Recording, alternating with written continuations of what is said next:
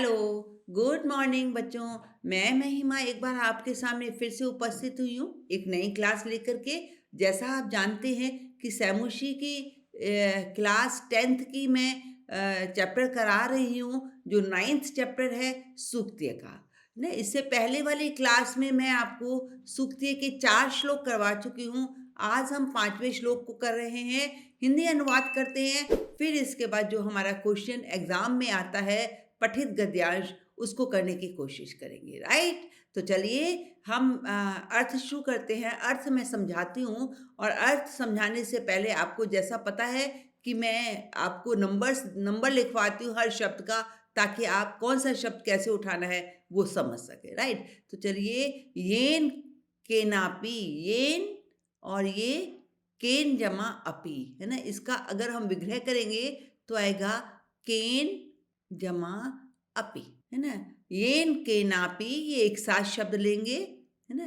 यत प्रोक्तम, जिस किसी के द्वारा, तृतीया विभक्ति, येन में तृतीया विभक्ति है, केन में भी तृतीया विभक्ति है, तो हम यहाँ पर द्वारा लगाएंगे, तृतीया विभक्ति का कारक चिन्ह लगाएंगे। जिस किसी के द्वारा, यत माना जो, प्रोक्तम माना कहा जाता है, तस्य माना वह, उसके। अब देखिए, अगर हम इसको विग्रह करते हैं, इसके शब्दों को अलग अलग करते हैं, तो हमारे पास आता है तत्व जमा अर्थ जमा निर्णय, है ना। तो तत्व अर्थ निर्णय, तो वह उसके तत्व अर्थ निर्णय होता है। जिस किसी के द्वारा जो कुछ कहा जाता है वह उसके तत्व के अर्थ का निर्णय होता है, यानी सार होता है। और कर्तुम शक्यो भवेत येन, जिस किसी के द्वारा, येन, अब देखिए ये ले लेंगे, येन भवेत कर्तुम शक्य सविवेकी इति रीति, सविवेक इति रीति। इसको जब हम विग्रह करेंगे तो आएगा इति जमा इरितः 14 पे, और ये हमारा 15 और ये 16 पर आएगा। अब हम इसकी हिंदी अच्छी तरह से समझने की कोशिश करते हैं। जिस किसी के भी द्वारा जो कुछ प्रोक्तम मना कहा जाता है वह उसके तत्व के अर्थ का निर्णय होता है, अर्थात सार होता है। और जिस किसी के द्वारा वह करने में सक्षम हो, स विवेका इति रीति, वह उसका विवेक, वह उसका ज्ञान, यह इति रीता मना कहा जाता है। राइट, फिर से एक बार सुन लीजिए। जिस किसी के द्वारा जो कुछ प्रोक्तम मना कहा जाता है, तस्य मना वह उसके तत्व के अर्थ का निर्णय होता है, तत्व के अर्थ का सार होता है। कर्तुम शक्यो भवेत येन, और जिस किसी के द्वारा जो वही करने में, कर्तुम शक्यम भवेत, वही करने में समर्थ होता है या सक्षम होता है। स विवेकः इति रीति, वह विवेक, यह कहा गया है। इति तमना, वह उसका विवेक, वह उसका विवेक ज्ञान कहा गया है। राइट, तो चलिए हम हिंदी अनुवाद करने की कोशिश करते हैं। हिंदी अनुवाद। जिस किसी के द्वारा जो कुछ, यत माना जो कुछ, प्रोक्तम माना कहा गया है, वह उसके, तस्य माना उसके तत्व के अर्थ का ज्ञान होता है। और जिसके द्वारा, येन, जिसके द्वारा वह उसको कर्तुम माना करने में सक्षम होता है, स विवेका इति रीति, और वह उसका विवेक, ब्रैकेट में हम ज्ञान लिख सकते हैं, वह उसका विवेक ज्ञान ऐसा कहा गया है। चलिए अब श्लोक नंबर 6 करते हैं। सबसे पहले इसका क्या करते हैं, हम शब्दों के जो हमें विभक्त करना है, जो शब्द अलग बनाना है, वो अलग कर लेते हैं। हमारा सबसे ये शब्द अलग होगा, वो होगा सभायाम, और म, यहाँ हमने हलंत वाला लगाया, यहाँ अ बचा, सभायाम, और ये जमा अपि, य से ई की मात्रा बन जाएगी यह संधि के द्वारा, और इसमें य में जो अ है वो अलग हो जाएगा, अकात्रः। राइट, ये इसका बना। ये देखिए, ये तो हमें समझ आ रहा है। एक इसको हम अलग कर लेते हैं, परई। आपको पता है र जो ऊपर होता है उसके विसर्ग लग जाते हैं, न, पढ़ई जमा न, है ना। तो वाक, अब इसके हम हिंदी अनुवाद करने की कोशिश करते हैं और नंबर देने की कोशिश करते हैं। जो मंत्री, है ना, वाक्य पटु, धैर्यवान, जो वाक्यपटु धैर्यवान सभायाम अपि अकातरः स किसी भी प्रकार स केनापि प्रकारेण परई न परिभूयते न। राइट। अब देखिए, जो मंत्री वाक्यपटु यानी बोलने में चतुर, धैर्यवान धैर्य रखने वाला, सभायाम सभा में भी अकातर निडर होकर, अकातर कातर होता है डरना, और अकातर का मतलब निडर, निडर होकर मंत्री मना मंत्रणा देता है, सलाह देता है। स केनापि प्रकारे वह किसी भी प्रकार से पराई मना शत्रुओं के द्वारा या दूसरों के द्वारा पराजित न मना नहीं होता है। वह किसी भी प्रकार से शत्रुओं के द्वारा पराजित नहीं होता है।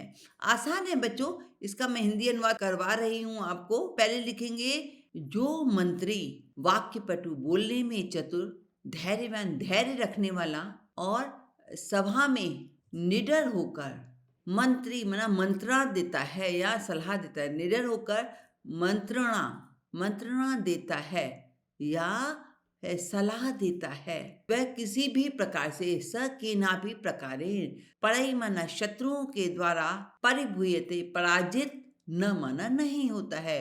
राइट। देखो, जो मंत्री बोलने में चतुर, धैर्य रखने वाला, सभा में निडर होकर बोल मंत्रणा देने वाला या सलाह देने वाला, वह किसी भी प्रकार से पराई मना शत्रुओं के द्वारा पराजित नहीं न मना नहीं होता है, पराजित नहीं होता है। राइट। आगे बात समझ में बच्चों। नेक्स्ट चलिए, अब हम 7 नंबर श्लोक पे चलते हैं। अब जो हमारा श्लोक नंबर 7 है, इसके भी हम पहले, सबसे पहले हम इसको, इन शब्दों को अलग करते हैं जिन्हें हमें अलग करना है।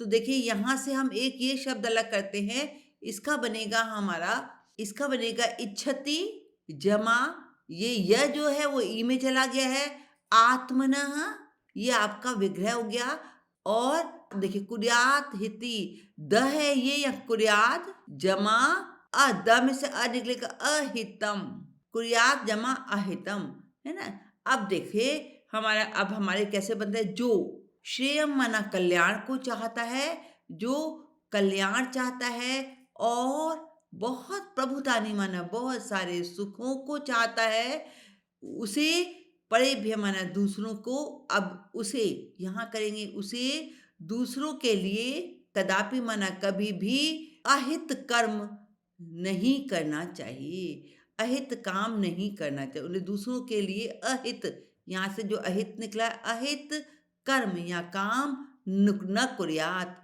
नहीं करना चाहिए। राइट। अब इसके शब्दों को हमने विभक्त कर लिया है, शब्दों को तोड़ दिया है, दो जितने शब्द बने हैं उनको निकाल लिया है। अब हम यहाँ पर नंबर देने की कोशिश करते हैं। सबसे पहले य आत्मनः श्रेयम च प्रभुतानि सुखानि इच्छन्ति, इधर करते हैं स परेभ्य कदापि अहितम कर्मम न कुर्यात, है ना। तो अब देखते हैं, अब इसकी हिंदी करते हैं। जो अपना कल्याण चाहता है, आत्मना श्रेय है, आत्मना मना अपना कल्याण चाहता है, यह मना जो अपना कल्याण चाहता है, और प्रभुतानि सुखानी, और बहुत सारे सुखों की इच्छति माना इच्छा करता है, बहुत सारे सुखों को चाहता है, उसे समना उसे, परेभ्य मना दूसरों को, दूसरों के लिए कभी भी अहितम कर्मम अहित कार्य न कुर्यात नहीं करना चाहिए। राइट। तो फिर से एक बार बता देती हूँ आपको, जो स्वयं का कल्याण चाहता है और बहुत सारे सुखों को चाहता है, इच्छन्ति माना चाहता है, उसे दूसरों के लिए कभी भी अहित कर्म यानी जिसका हित, जिसमें हित में न हो, अहित कर्म न कुर्यात नहीं करना चाहिए। राइट। तो चलिए इसका हिंदी अनुवाद लिखते हैं। जो अपना कल्याण और बहुत सारे सुखों को चाहता है, उसे परेभ्य दूसरों के लिए कदापि कभी भी अहित कार्य न माना नहीं कुर्यात माना करना चाहिए, अहित कार्य नहीं करना चाहिए। राइट। आ गई बात बच्चों समझ में, और मैं सोचती हूँ आ गई होगी आगे। चलिए अब 8वां नंबर श्लोक करते हैं। आचार्य प्रथमो धर्म, व्यवहार सबसे पहला धर्म है। इति एतत्, इसका विग्रह कर लेते हैं।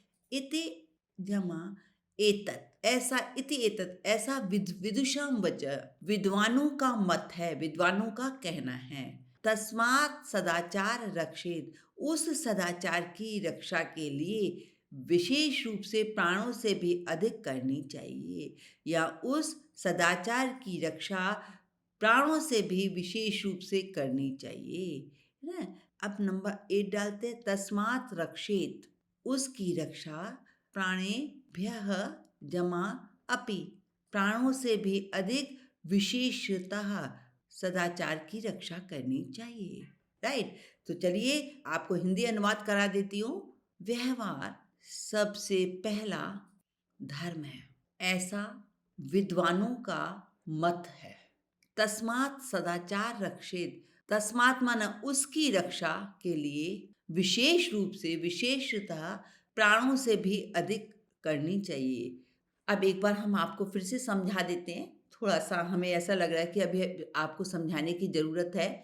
देखिए, आचार्य प्रथमो धर्म है, सदाचार सबसे पहला धर्म है, ऐसा विद्वानों का मत है ना? उसके लिए विशेष रूप से, देखिए, इस कारण से विशेष रूप से सदाचार की प्राणों से भी अधिक रक्षा करनी चाहिए। सदाचार की प्राणोभ्य अपि, प्राणों से भी अधिक रक्षेत माना रक्षा। तो आपको मेरी बात समझ आ गई होगी बच्चों, और ये मैं क्लास यहीं पर क्लोज करती हूँ। नेक्स्ट क्लास लेकर आपके सामने बहुत जल्दी आऊँगी। तब तक के लिए good bye. Okay, thank you बच्चों।